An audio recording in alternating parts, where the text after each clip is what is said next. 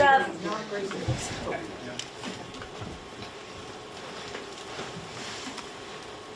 Morning, everyone. Before I proceed any further, let me acknowledge the 2-year anniversary of the horrific terrorist Hamas attack on the people of Israel on October 7th, 2023. More than 1,200 Israeli citizens and many American citizens were brutally murdered, and hundreds more were violently kidnapped and held captive in Gaza. Later on today, I'll meet with several hostages who thankfully were released, as well as the families of those whose loved ones were tragically killed in Gaza. 2 years later, it's incredibly important that every single hostage is returned and returned at the same time. It's important that we restore the ceasefire that Donald Trump inherited and that was broken in a matter of weeks during the Trump presidency. It's important that the devastation in Gaza end and that we surge humanitarian assistance into Gaza to provide relief to Palestinian civilians who for 2 years have been in harm's way in a theater of war through no fault of their own. And it's important that we find a just and lasting peace that can be implemented for the good of the people of Israel, our close ally, and for the good of the Palestinian people, so that we have Israel and the Palestinian people living side by side in peace, security, and prosperity. This is day 7 of the Trump shutdown of the federal government. And Democrats in the House and Democrats in the Senate continue to hold the line on behalf of the American people. Why? Because we're fighting to protect their health care in the midst of a crisis that has been inflicted upon them by Republicans from the very beginning of Donald Trump's presidency. Republicans have hurt everyday Americans in order to reward their billionaire donors. That's what the one big ugly bill was all about. Largest cut to Medicaid in American history. Stole food from the mouths of children, seniors, and hungry veterans in order to provide massive tax breaks, permanent in nature, to the wealthy, the well-off, and the well-connected. Democrats have a very different approach to what we should be doing in order to make life better for the American people. And at this moment in time, that's addressing the Republican health care crisis that is devastating millions of people all across the country. And because of the Republicans' continued refusal to extend the Affordable Care Act tax credits, tens of millions of Americans are about to experience dramatically increased premiums, co-pays, and deductibles that will bankrupt them or deprive them of the health care that they need for themselves, their children, and their families. That's completely and totally unacceptable. And the government remains shut down right now because of the refusal and unwillingness by Donald Trump and Republicans to actually provide health care to working class Americans. That's an unacceptable position, and that's why Democrats continue to fight this fight on behalf of the American people. Whether they live in a blue state, a purple state, or a red state, this fight that Democrats are waging is on behalf of all Americans. Questions? Thank you, Mr. Lear. I just want to get your take on this motive circulating in the White House that seems to suggest that little workers may not get exceptions to that guidance? And is it your expectation that some type of language to ensure back pay will be included in any final CR or bill once this shutdown is resolved? Donald Trump and his administration have been torturing federal employees since the very beginning of his presidency, engaging in mass firings, harassing them, brutalizing them, laying people off without justification, and violating the law. So let me be clear to those hardworking federal employees who are now being victimized by this Trump Republican shutdown. We continue to stand with you, and will stand with you as we've done from the very beginning of this presidency. And the law is clear. Every single furloughed federal employee is entitled to back pay. Period, full stop. The law is clear, and we will make sure that that law is followed. Mr. Lewis, good morning, thank you. I've been to dozens of these press conferences. Usually we have a screenshot up here, something that Marjorie Taylor Greene has said, usually something outrageous.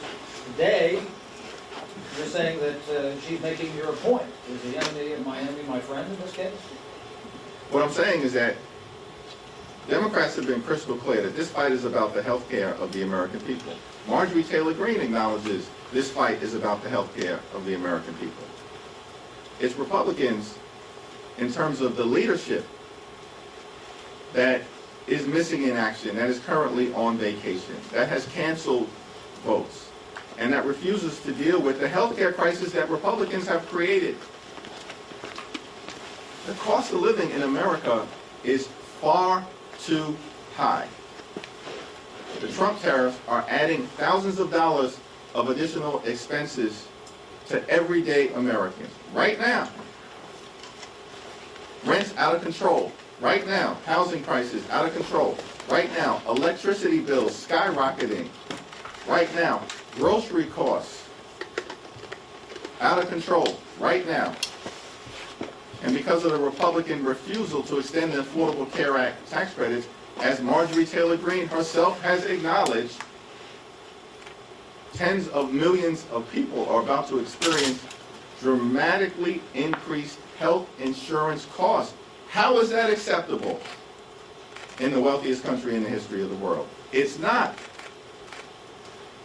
And a growing number of Republicans clearly are adopting the enlightened Democratic position that this fight is about the health care of working class Americans, middle class Americans, and everyday Americans. Yep. Thank you, Mr. Leader. Speaker Johnson spent some time in his statements this morning talking about New York and the impacts that'll see from the shutdown, saying that the state will lose $1.2 billion a month in GDP as the shutdown stretches on. Also, a recent CBS poll found the voting Americans are really concerned about the economic impacts of the shutdown. You say you speak with your constituents often. What are you hearing from them about the impacts that they're seeing? What's the attitude about the shutdown that they're having? Democrats are really concerned about the Trump Republican shutdown and the fact that this is part of a pattern of continuing to devastate the American economy. The overwhelming majority of Americans right now, whether you're a Democrat, a Republican, or independent, collectively believe that the country is heading in the wrong direction. And the Republican shutdown is making things worse. Making things worse. Which is why we need to come to the table. We have repeatedly said, Leader Schumer, Senate Democrats, House Democrats have repeatedly said, we will sit down anytime, any place with anyone in the Trump administration or amongst congressional Republican leadership to reopen the government and to enact a spending agreement that actually makes life better for the American people. But it has to make life better for the American people, not for the wealthy, the well-off, and the well-connected. For everyday Americans, and it has to address the Republican health care crisis. Let me also make one other thing clear. This fight is not about what Speaker Johnson or Republicans want to make this Trump shutdown and this fight about. It's not about Chuck Schumer, and it's not about Hakeem Jeffries. It's about the American people. Democrats are fighting for you, the American people. Working class Americans, everyday Americans, and middle class Americans. That's what this fight is all about. People who have been suffering under the extremism of Trump and Republican policies, hurting everyday Americans to reward their billionaire donors. And the American people have had enough of the extremism that has been unleashed on them by the Trump administration and their failures around the economy. Costs aren't going down, they're going up. And we can't allow tens of millions of Americans who are both on the Affordable Care Act, like many veterans, or who get their health insurance through their employers, to experience massive hikes to their health care premiums, co-pays, and deductibles. That's what this fight is all about. It's not about us. This fight is about you, the American people. You deserve better. Okay. Yep. If rank and file Senate Democrats negotiate a deal that hasn't matched exactly what you described, would you provide the votes in the House to reopen the government? Well, with respect to anything that emerges from the Senate, we'll have to evaluate it on its merits, and that's our intention. Leader Schumer and I are in regular contact. House Democrats and Senate Democrats are in regular contact with each other, and I'm thankful for the fact that Senate Democrats have continued to strongly and boldly hold the line. What is John Thune doing? What are they doing? 5 times they've brought this dead-on-arrival partisan Republican spending bill to the floor for a vote, and it's gone down 5 times. That's legislative insanity. Doing the same thing and expecting a different result. It's not happening. It's not happening because House Democrats and Senate Democrats are standing up for the health care of the American people. So to the extent that anything emerges in terms of bipartisan discussions amongst Senate Democrats and Senate Republicans with full visibility involving House Democrats, then we'll have to evaluate anything that's presented on the merits. But the line in the sand has been clear. It has to decisively address the Republican health care crisis. Oh. Today marks 2 weeks since Congresswoman-elect Grijalva won her race by more than 40 points. 3 white men won special elections this year and were sworn in less than 24 hours after the polls closed in their races. What's going on? It's a very good question, and Mike Johnson has to actually answer that question as to why Republicans have refused to seat Representative-elect Adelita Grijalva. Why? She won her election decisively. She should have been sworn in yesterday during the pro forma session, which had occurred in April when 2 Republicans won special elections in Florida. They dramatically underperformed, won by margins that were far less than Representative-elect Grijalva, but they were sworn in immediately. And you know why they were sworn in immediately? Because Republicans at the time were focused on jamming their one big ugly bill down the throats of the American people. So when it comes to enacting massive tax breaks for Republican billionaire donors, they race to swear people in, which is what they did in April with those 2 extreme MAGA Republicans in Florida. But when it comes to Representative-elect Adelita Grijalva, who will represent a majority Latino district in Arizona, who's a Democrat, who has made clear that she will be the 218th signature on the petition to force a vote on the release of the Epstein files. House Republicans can't be bothered. But this is consistent with a group of people that's on vacation right now. I mean, that is the most extraordinary thing.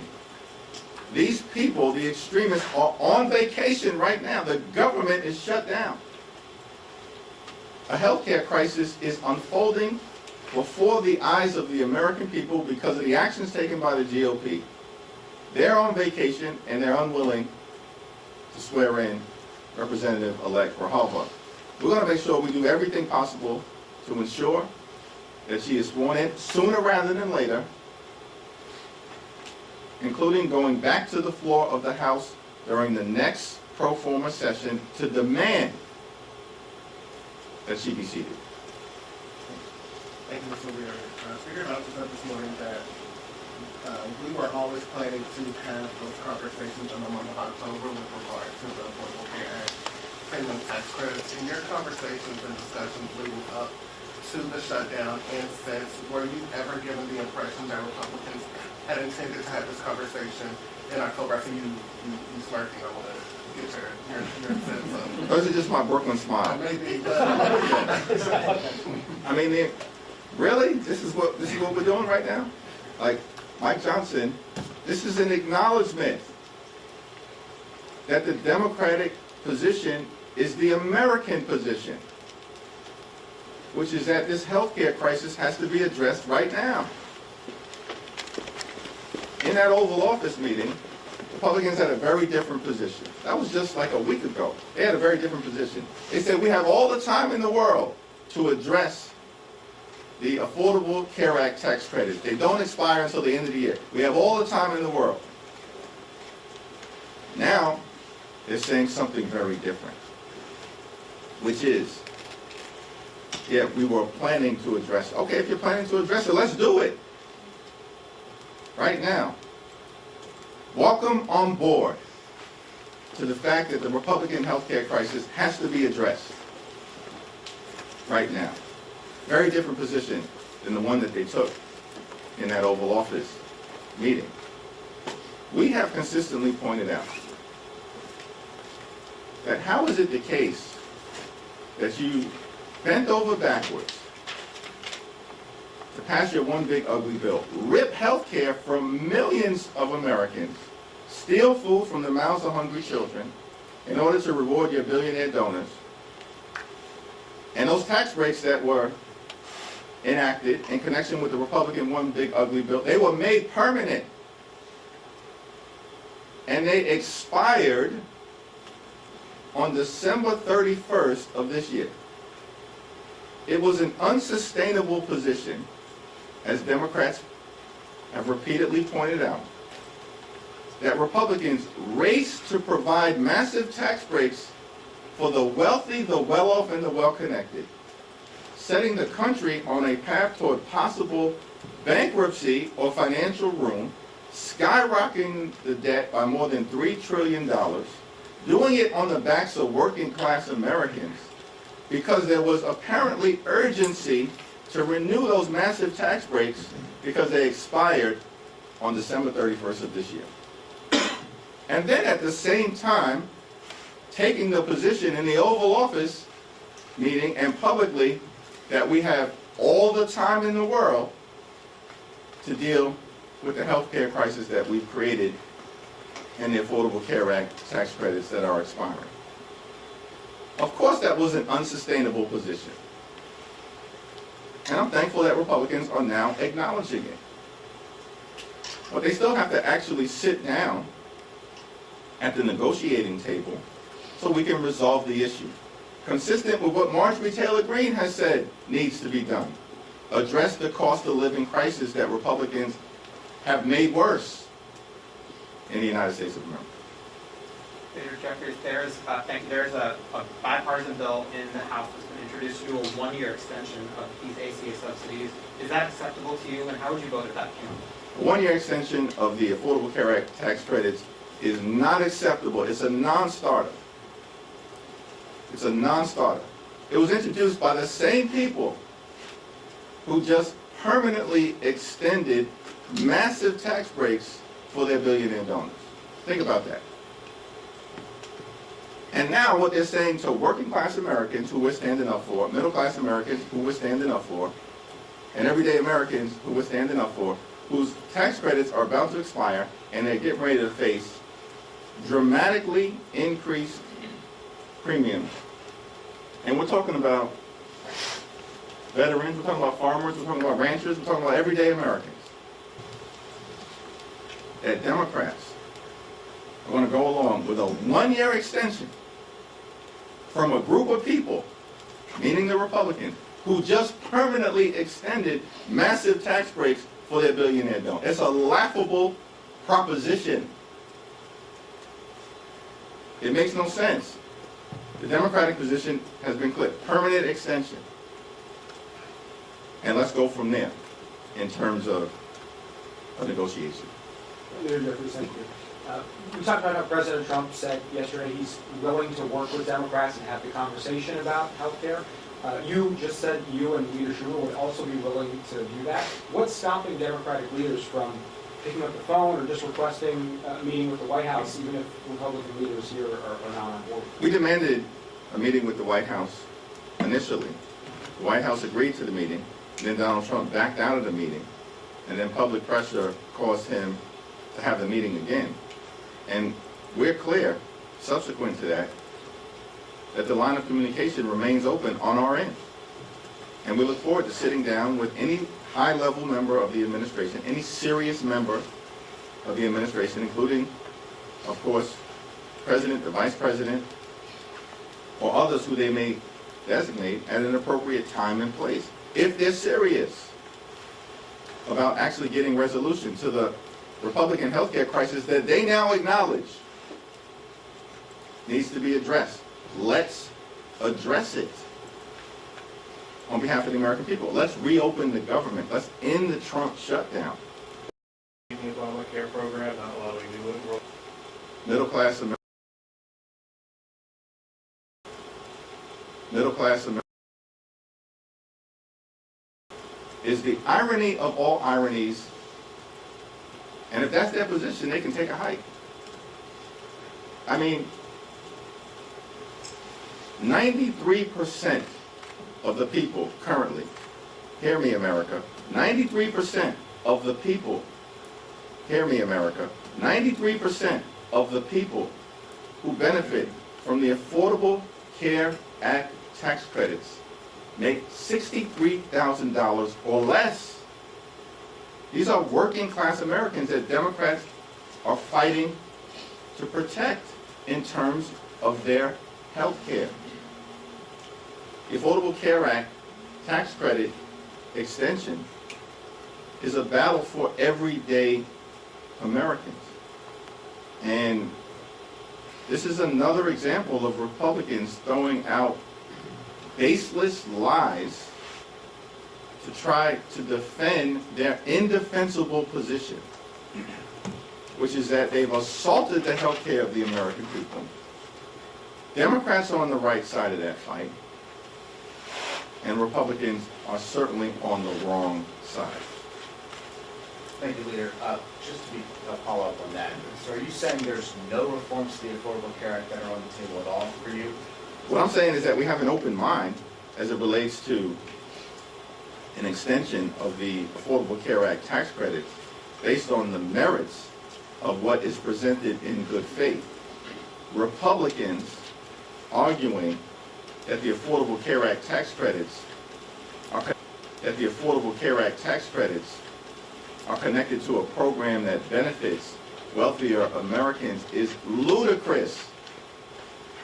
MAGA Republican voters don't even believe it, because a majority of them, MAGA Republican voters, correctly want the Affordable Care Act tax credits extended. Last question. Leader Jeffries, the President suggested yesterday that he may invoke the Insurrection Act to authorize the use of military force in American cities. Do you see any grounds for him to use that law for this reason? And if you don't, is there anything Democrats can do to prevent him from doing so? Well, there is zero basis for Donald Trump to invoke the Insurrection Act. Zero. It doesn't exist. It's another example of the Trump administration trying to unleash intentionally extremism on American citizens and hardworking American taxpayers. And as Democrats, we're going to continue to stand with Governor J.B. Pritzker in Illinois, stand with them in support of the lawsuit that was filed this morning, and stand with the people of other American cities in defense of their rule of law and the American way of life. Thank you. How about that Brooklyn smile for the Yankees against the Blue Jays here? They're going to win tonight. Hear about that? That's right. Oh, you're gonna like that.